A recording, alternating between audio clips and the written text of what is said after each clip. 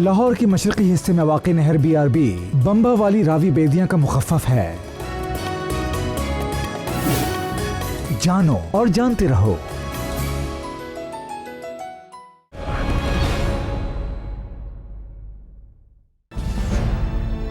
पाक फजाइया के commander in chief air marshal Noor Khan ने जंग के खतरात को पहले ही भांप लिया था। नूर खान ने एयरफोर्स ऑन हिज ओन, ये रिक्वायरमेंट नेशनल लीडरशिप की नहीं थी, उन्होंने डिप्लॉय कर दिया। उन्हें अंदाज़ा हो गया था कि हिंदुस्तान बहुत मुमकिन है हम पे हमला कर देगा और पूरी जंग हो सकती है। 1 सितंबर से पहले ही लोग एयर डिफेंस अलर्ट या ADA ड्यूटीज कर रहे थे।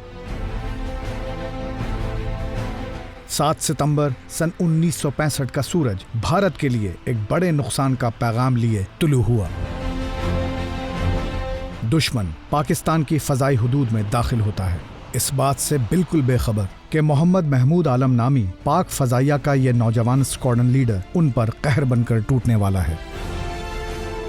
ये 5 हंटर्स एग्जिट कर रहे थे, वो पीछा करते हुए उन्हें पहले हंटर को तो मिसाइल से गिराया। जब बाकी 4 को पता चला कि वो उन पे हमला हो रहा है तो उन्होंने इवेसिव एक्शन तो लिया। उन्हें चाहिए था कि इनवर्ड टर्न करते या 2 इधर टर्न करे 2 इधर टर्न करे, लेकिन चारों एक तरफ मुड़ गए। वो इस तरह स्केप कर रहे हैं कि लगता ऐसे था कि जैसे कि वो खुद ब खुद जहाज़ अपना उनके सामने लेके आ रहे हैं। आलम साहब की महारत का कोई सानी नहीं है कि दूसरी जंग अजीम के बाद वो पहले एस थे। बौखलाए हुए दुश्मन के लड़ाका तैयारों का रुख अब मुल्क के सबसे बड़े शहर कराची की तरफ था। F-104 तैयारे में मौजूद पाक फजाइया का एक और जांबाज स्क्वाड्रन लीडर मेरविन लेस्ली मिडलकोट फजाओं को चीरता हुआ दुश्मन पर पिल पड़ा। मिडलकोट इत्तेफाक से मेरे स्कूल के हैं, लॉरेंस कॉलेज के हैं। हुआ ये कि ये F-104 का स्क्वाड्रन था, 9 स्क्वाड्रन को कमांड कर रहे थे। 104 उड़ा रहे थे उस वक्त भी। ये टेक ऑफ किया, वेक्टर हुए और इन्होंने जो रेड्स आ रहे थे कराची के ऊपर उनको इफ़ेक्टिव नहीं होने दिया। ना सिर्फ उनको ढूंढा पर उस जहाज़ को शूट डाउन भी किया। और यही वजह है कि उनको डिफेंडर ऑफ कराची कहा जाता है। मैं स्कूल में पढ़ता था और मर्विन मिडलकोट साहब का जो सबसे छोटा भाई था वो मेरा क्लास फेलो था, और उन्हीं दिनों में वो सिलेक्ट हुए थे कि F-104 जो स्टार फाइटर PF का top of the line fighter था उस वक्त, जैसे आजकल हम F-16 की बात करते हैं, वो सिलेक्ट भी हुए थे कि 104 के पायलट बने। मिडलकोट को इसके अलावा भी और कई कारनामों पर एजाज़ात दिए गए। अब्बू को 65 वॉर में सितारे जुर्रत मिला था, और उसके बाद पीस टाइम में उनको सितारे बसालत मिला था, और 71 वॉर में जब वो शहीद हुए थे तो उनको दोबारा सितारे जुर्रत मिला था। तो अल्लाह के फजल से उनको बहुत इज़्ज़त मिली है। उधर अमेरिका ने जंग शुरू होते ही पाकिस्तान को हथियारों की फराहमी मुकम्मल तौर पर बंद कर दी। अमेरिका ने यह कहा था कि ये हथियार जो पाकिस्तान को दिए गए म्यूचुअल एड पैक्ट के तहत, डिफेंस एड पैक्ट के तहत, वो सिर्फ कम्युनिज़म के ख़िलाफ़ इस्तेमाल होंगे। उनका ख्याल था कि हम शायद चाइना या रूस के ख़िलाफ़ इस्तेमाल करेंगे, लेकिन पाकिस्तान ने तो कहा जो हमारा दुश्मन होगा हम पे हमला करेगा, हम उसके ख़िलाफ़ इस्तेमाल करेंगे। तो अमेरिका नहीं चाहता था कि हम लड़ भिड़ करके आपस में अपनी ताकत ज़ाया कर दें। इकनॉमिक ताकत ज़ाया कर तो हम 10 साल और पीछे चले जाते, वो भी 10 साल और पीछे चले जाते। हमारा तो तकरीबन सारा असला ही अमेरिकी था, और जब उसकी सप्लाई बंद हो गई या उन्होंने उसके पार्ट्स देने बंद कर दिए या वेपन्स बंद कर दिए तो जाहिर है कि फिर हमें उसकी तकलीफ पहुंची। 8 सितंबर सन 1965। उधर बुहिरा अरब में सरगर्म पाकिस्तान नेवी ने दुश्मन के अहम बहरी अड्डे दवारका पर हमला कर दिया।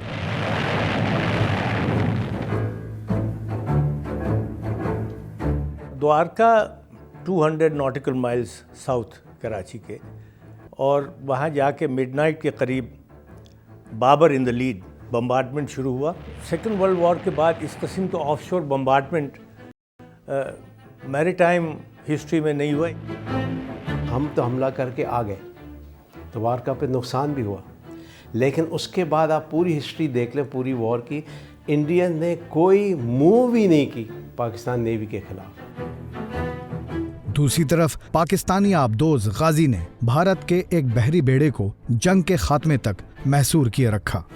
65 की जंग में आबदोज गाजी का बहुत बड़ा रोल था, क्योंकि हिंदुस्तान और पाकिस्तान के दरमियान सिर्फ एक आबदोज थी और वो थी गाजी। हमारी तो ख्वाहिश ही यही थी कि उनका एयरक्राफ्ट कैरियर निकले विक्रांत और उसको टारगेट बनाया जाए। उनकी लोकसभा में लड़ाई के बाद क्वेश्चन उठा कि आपका विक्रांत कहाँ था, तो उसने कहा वो तो ड्राई डॉक में था। तो उन्होंने कहा फिर ड्राई डॉक से निकलता कब है? उधर चीन और ईरान ने पाकिस्तान की हिमायत का ऐलान कर दिया। दूसरी तरफ इंडोनेशिया भी पाकिस्तान की फौजी इमदाद के लिए तैयार बैठा था।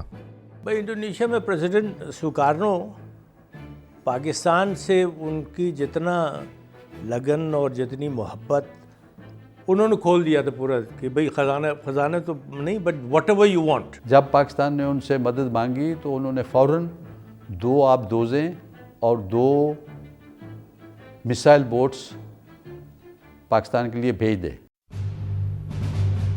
9 सितंबर आलमी बरादरी उमूमी तौर पर जंगबंदी के हक में थी। एक तरफ अक़वाम मुत्तहिदा के सेक्रेटरी जनरल का रावलपिंडी में इस्तकबाल किया जा रहा था और दूसरी जानिब भारतीय गोलाबारी जारी थी। इसलिए सदर अयूब खान जंगबंदी के लिए उनसे कोई वादा ना कर सके। 10 सितंबर पाकिस्तान की बर्री अफवाज दुश्मन को वाहगा से पीछे धकेलते हुए भारतीय शहर खेमकरन तक पहुंच गई।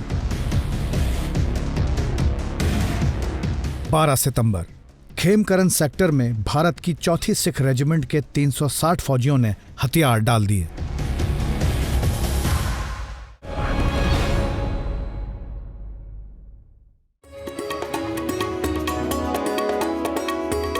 क्या आप जानते हैं कि 1965 की पाक भारत जंग में चवंडा के मकाम पर होने वाली झड़प की क्या अहमियत है? जवाब जानिए ब्रेक के बाद।